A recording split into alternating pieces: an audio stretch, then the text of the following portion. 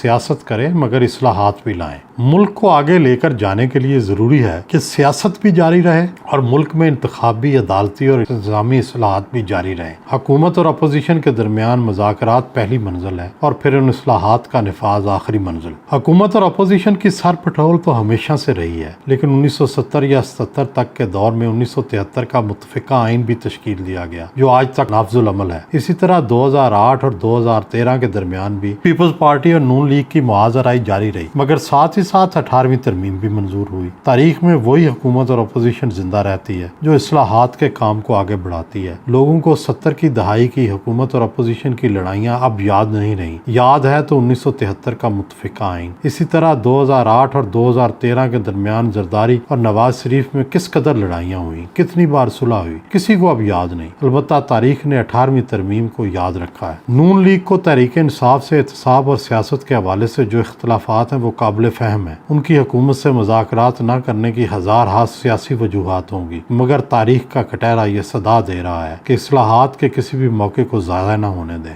Electronic voting machine ایک جدید سائنسی ایجاد ہے، دنیا کے کئی ممالک اسے اپنا چکے، حتیٰ کہ بھارت جیسا کثیر آبادی والا ملک بھی اس کا استعمال کر رہا ہے۔ نون لیگ کو الیکٹرانک ووٹنگ مشین کے استعمال کی مخالفت نہیں کرنی چاہیے۔ ہاں، اس مشین کو کس طرح استعمال کرنا ہے اس پر مذاکرات ہونے چاہیے اور اس کے لیے متفقہ طریقہ کار طے ہونا چاہیے۔ انتخابی اصلاحات اور الیکٹرانک ووٹنگ مشین کے حوالے سے مزاحمت ایک طرح سے آنے والے سیاسی اور جدید ترقی کی مخالفت ہے۔ آئین نو سے ڈرنا، طرز کہن پہ اڑنا، منزل یہی کٹھن ہے قوموں کی زندگی میں۔ تحریک انصاف کی حکومت نے احتساب اور انتقام کے نام پر اپوزیشن کو ٹھیک ٹھاک رگڑا دیا ہے، اس لیے اپوزیشن حکومت کی طرف سے آنے والی ہر پیشکش کو ایک نیا ٹریپ یا پھندا سمجھتی ہے۔ اپوزیشن یہ سمجھنے میں حق بجانب بھی ہے کہ ایک طرف احتساب کے لیے وہ آمادہ ہو جائے اور دوسری طرف گرفتاریاں جاری رہیں تو وہ پھنس جائے گی، پھر نہ اپوزیشن جیسی مخالفت کر سکے گی اور نہ حمایت کے قابل رہے گی، اور دوسری طرف اصلاحات کے حوالے سے وہ حکومت کے ساتھ میل ملاقاتیں کر رہی ہوگی۔ ایسی صورتحال میں اس کا بیچ چوراہے میں مذاق اڑے گا۔